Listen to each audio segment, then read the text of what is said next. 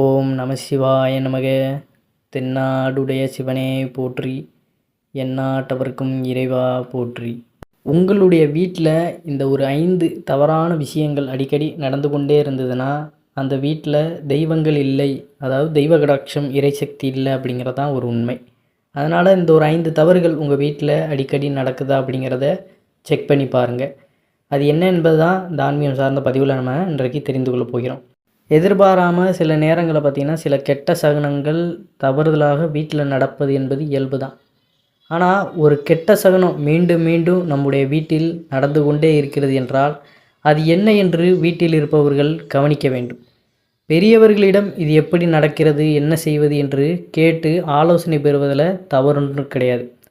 அதாவது உங்கள் வீட்டு பெரியவங்க இருப்பாங்க, அம்மாமார்கள், பாட்டிமார்கள் இப்படி இருப்பாங்க. அவங்ககிட்ட நீங்கள் கேட்டு தெரிஞ்சுக்கணும். இந்த மாதிரி வீட்டில் துர்சக்தியில் இருக்கிற மாதிரியான சூழல் உண்டாகுது, இந்த மாதிரி தவறுகள் நடக்குது, அதற்கான சொல்யூஷனும் நீங்கள் முறைப்படி கேட்டு தெரிந்து கொள்வது நல்லது. நம்ம இன்றைக்கான பதிவில் ஒரு 5 விஷயங்களை தெரிந்து கொள்ள போகிறோம்.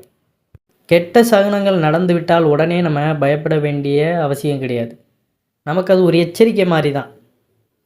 சில நேரத்தில் நம்ம வெளியே கிளம்புறோம், திடீர்னு கால் தடுக்கும், இல்லை இப்படியான விஷயங்கள் எல்லாமே ஏதோ ஒரு வகையில் சற்று இறைவன் நமக்கு அந்த இடத்துல தாமதமாக போவிக்கும். ஏன்னா அந்த இடத்துல ஏதோ ஒரு அசம்பாவிதம் நமக்கு நடக்கவிருக்கிறதாக இருக்கும். நம்மளுடைய பக்தியும் நேர்மையும் ஒழுக்கமும் சேர்ந்து இறைவன் நமக்கான அந்த நல்வழியை காட்டுவார் அப்படிங்கிறது தான் இதற்கு ஒரு சான்று. அதனால் இவ்வாறான அறிகுறிகள் நம்ம வீட்டிலேயே நடக்கும் பொழுது இறைவன் மிகுந்த எச்சரிக்கையுடன் இருப்பதற்கு நமக்கு ஒரு வழிவகை செய்கிறார் அப்படிங்கிறது. அது அப்போ இல்லாமல் நமக்கு ஃப்யூச்சர்லேயோ இல்லை வேறு எப்போயோ அதை தாண்டி ஏதோ ஒரு ஆபத்து வர இருக்கிறது, அதிலிருந்து கவனமாக இருக்கணும் அப்படிங்கிறதுக்காக தான் உங்களுடைய வீட்டில் இந்த மாதிரியான கெட்ட அறிகுறிகள் இருப்பதை உணர்த்துவார். அது என்ன என்பதை, அந்த சகுனங்கள் என்னென்ன, அதன் மூலம் வரக்கூடிய பிரச்சனையிலிருந்து எப்படி தப்பிப்பது அப்படிங்கிறத தொடர்ந்து நம்ம காணலாம். நம்மளுடைய சேனலுக்கும் முதன்முறையாக வரவங்க சப்ஸ்கிரைப் பண்ணி மறக்காமல் உங்களுடைய நண்பர்களுக்கும் இந்த பதிவானதை பகிர்ந்து கொள்ளுங்கள். முதல் தவறு பார்த்திங்கன்னா, வீட்டில் அடிக்கடி நம்ம சமைக்கும் சாப்பாடு வீணாகக்கூடாது. சமைத்து வைப்போம், வீட்டில் இருப்பவர்கள் அந்த சாப்பாட்டை தொட்டு கூட பார்க்க மாட்டாங்க, அப்படியே அது வீணாக போயிடும். இரண்டாவதாக, பூஜை அறையில் தேய்த்து வைத்திருக்கும் அந்த பாத்திரம் உடனடியாக அப்படியே கருப்பு நிறத்திற்கு மாறக்கூடாது. பார்த்தாலே நமக்கு தெரியும் களை இழந்து பூஜை பொருட்கள் இருக்கும். அந்த மாதிரி அடிக்கடி நடக்கக்கூடாது. எப்பொழுதும் நம்ம வீட்டு பூஜை அறையில் இருக்கும் அந்த பாத்திரங்களும் சரி, இன்று நாம் பார்க்கும் பூஜை பாத்திரம் வித்தியாசமாக தெரியும். இன்றைக்கு தானே இந்த பூஜை பாத்திரத்தை நம்ம தேய்த்தோம், பிறகு ஏன் இப்படி கருப்படைந்து விட்டது என்று சில சமயம் யோசிக்கிற அளவுக்கு நமக்கே அந்த ஒரு நிலை வரும். அப்படி பூஜை பாத்திரம் தேய்த்து வைத்து விளக்கேற்றி உடனே பார்த்திங்கன்னா கருக்கக்கூடாது. அப்போ இந்த இடத்துலையே நம்ம 3வது விஷயம், நம்ம பூஜை அறையில் வைத்த எலுமிச்சப்பழம் உடனே பார்த்திங்கன்னா அழுகக்கூடாது. அப்போ இந்த எலுமிச்சப்பழம் டக்குன்னு அழுகினாலே நமக்கு தெரிந்து கொள்ளலாம் இப்போ வீட்டில் தேவையில்லாத துர்சக்திகள் இருக்கத்தான் செய்யுது. அதே போல் நம்ம ஏற்றுவோம்ல காமாட்சி அம்மன் விளக்கு, இந்த காமாட்சி அம்மன் விளக்கில் மேல் பக்கத்தில் இருக்கக்கூடிய முகம் அடிக்கடி கருகி விடக்கூடாது. எப்போவாவது ஒரு சமயம் மறந்து தீபத்தெரிய இப்படி ஏற்றி விடலாம். அடிக்கடி இந்த தீபச்சுடர் முழுவதுமாக எரிந்து போகக்கூடாது. எப்போவாவது இந்த சம்பவம் நடக்கலாம், ஆனால் எப்பொழுதுமே நடந்து கொண்டு இருக்குன்னா அந்த இடத்துலையும் நம்ம கொஞ்சம் ஜாக்கிரதையாக இருக்கணும். உங்களுக்கு அப்படி நினைவு இல்லை, விளக்கேற்றி வைத்துவிட்டு மறந்து விடுகிறீர்கள் என்றால் விளக்கில் எண்ணெய் ஊற்றி திரி போட்டு அந்த திரியில் ₹1 நாணயத்தை போட்டு விடுங்கள்.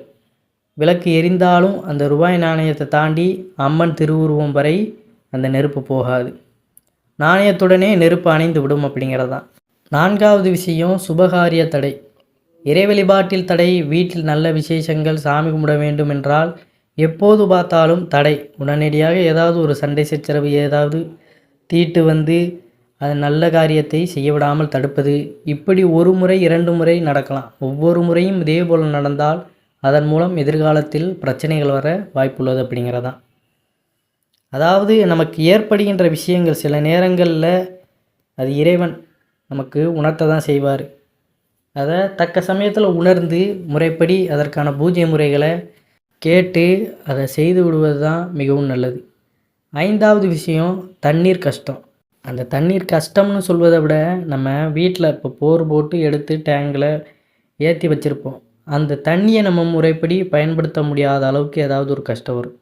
அந்த பைப்புலேயோ இல்லை டேங்க்லேயோ இப்படி நம்ம அன்றாடம் பயன்படுத்தும் இந்த பஞ்சபூதங்களில் ஒன்றான நீரில் கூட பிரச்சனை ஏற்பட்டால் குடும்பத்தில் கஷ்டம் வருவதற்கு வாய்ப்புகள் உள்ளது.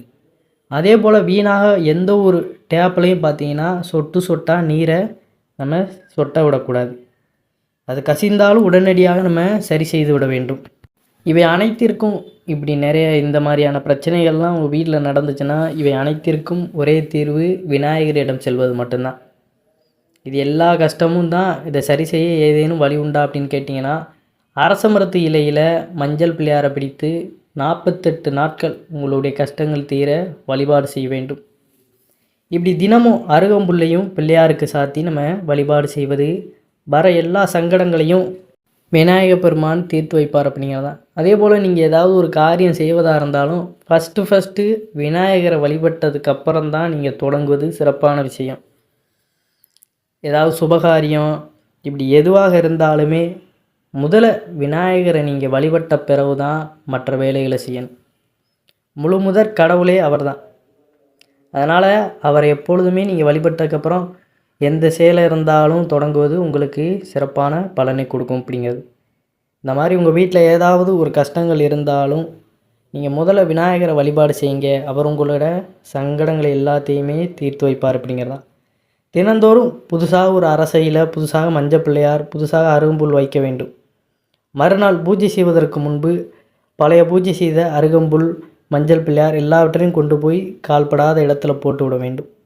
அவ்வளவுதான். முயற்சி செய்து பாருங்கள்.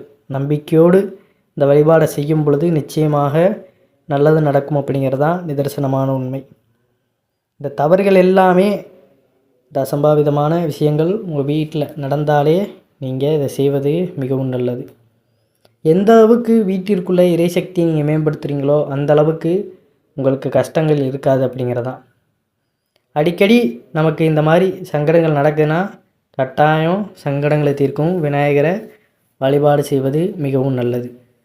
அதை விட்டுட்டு நீங்கள் அசால்ட்டாக அதை விட்டுட்டிங்கன்னா எதிர்காலத்தில் உங்களுக்கு அது பழகிரும்.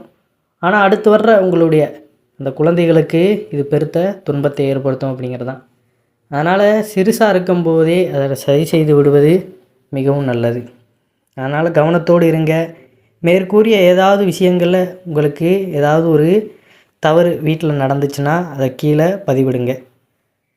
அனைவரும் என்றும் இறையருள் பெற்று நலமுடன் வாழ வேண்டும். நன்றி, வணக்கம். ஓம் நம சிவாய நமக.